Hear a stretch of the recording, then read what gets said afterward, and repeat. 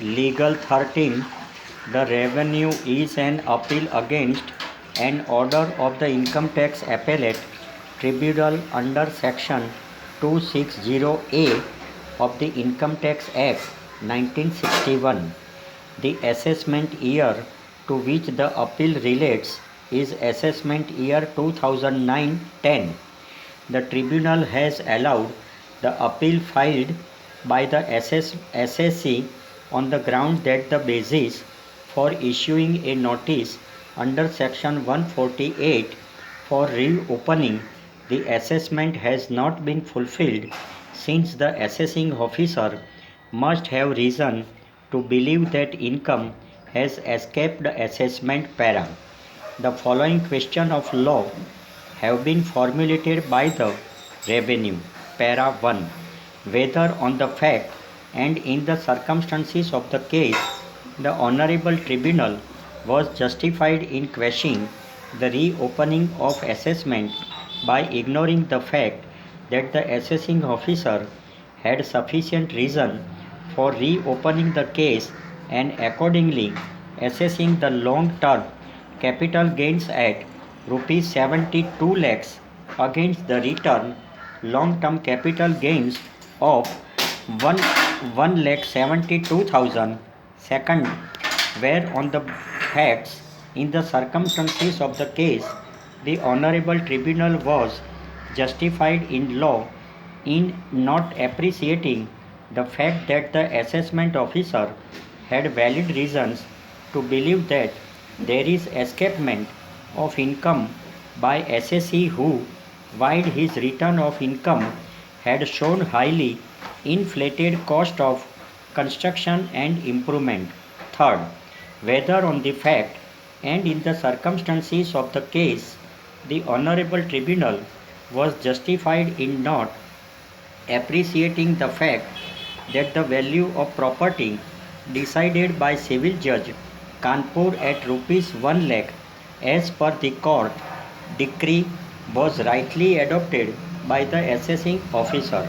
Fourth, whether on the fact and in the circumstances of the case, the Honorable Tribunal was justified in not appreciating the fact that the assessing during the course of assessment proceedings failed to produce evidence regarding cost of construction and improvement as claimed by him in his return income. Para.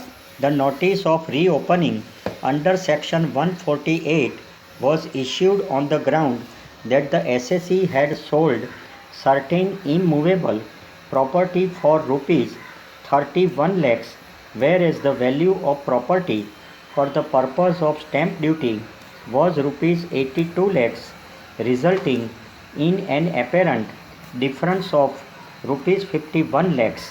It was on this basis that the assessing officer sought to reopen the assessment by issuing a notice under Section 148. The tribunal has observed that before the assessing officer can reopen an assessment under Section 148, there must be a reason to believe that income has escaped assessment. As a matter of fact, in the present case, the finding of the tribunal is that though the sale consideration was rupees 31 lakhs, the value for stamp duty purposes as per the circle rate applicable was rupees 82 lakhs in the computation of income. While computing the capital gains, the assessee had taken into account the higher value of rupees 82 lakhs. This factual finding of the tribunal has not been disputed by the revenue. Under Section 147, the assessing officer before proceeding to reopen an assessment must have reason to believe that there is an escapement of income from assessment. Para.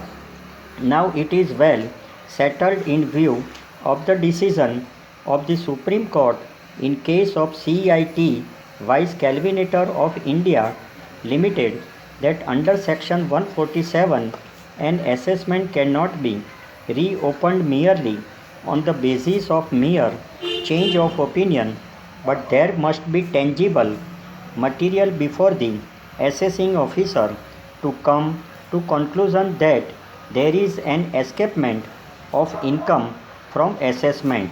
Reasons, as the Supreme Court observed, must have a link with the formation of belief. Para. This decision was of course rendered in the context of the provisions of section 147 as they then stood, but the fundamental principle is that there must exist reason to believe that income of the assessee had escaped assessment, and there must be a rational and intelligible nexus between the reason and the belief. First part over. Para second. In the present case, the submission of assessee before the tribunal as recorded in paragraph 3 of the impugned order is that the only reason which was given by the assessing officer for initiating reassessment proceedings was that the property was sold by the assessee for rupees 31 lakhs, but its value for the purpose of stamp duty as per the circle rate was rupees 82 lakhs, resulting in an escapement of income of rupees 51 lakhs. The notice under section 148 was available on the record of the tribunal.